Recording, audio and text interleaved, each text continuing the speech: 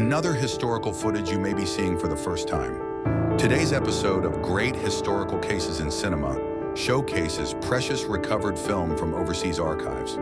It is a dynamic video from the late 1920s featuring the funeral of Wu Junsheng, a warlord of the Fengtian faction. After restoring some of this footage, we are presenting this rare material to the public. On July 24, 1928, under torrential rain, a large crowd gathered outside Fengtian city.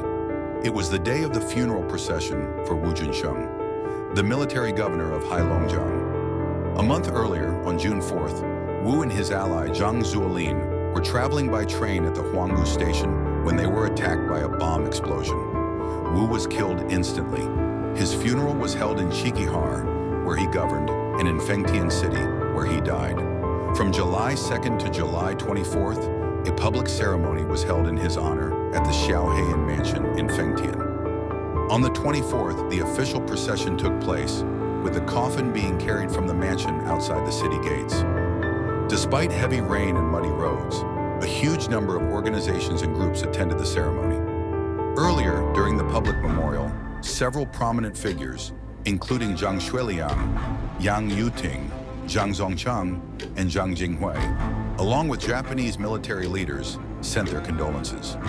Even Japanese Prime Minister Tanaka Giichi and representatives of the Kwantung Army sent tributes, reflecting Wu Junsheng's prominent status.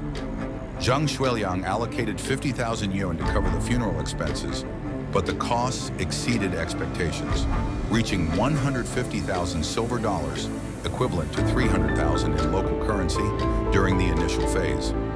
Since the coffin was temporarily stored, the final burial costs were expected to be even higher. The coffin was transported to Feng'an, on the outskirts of Fengtian, while preparations for the permanent burial site were made at Wulongdao, in Wu's hometown in Changtu County.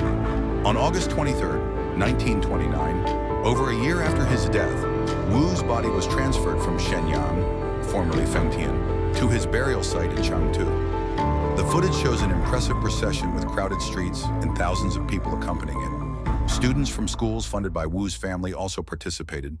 Wu's only son, Wu Taishun, age 17, carried the ancestral tablet, a scene captured in the few photographs published at the time. The procession included 2 military bands and an impressive group of 64 carriers taking turns to bear the coffin. Soldiers guarded the coffin, and their insignias had been updated in line with the political changes in northeast China. The crowd grew along the way, making the event one of the most remarkable in Fengtian's history.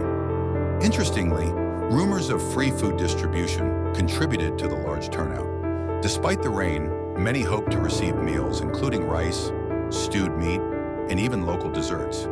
This grandeur even surpassed the funeral of Zhang Zuolin the previous year. In Fengtian's history, such a grand and curious event remains unforgettable.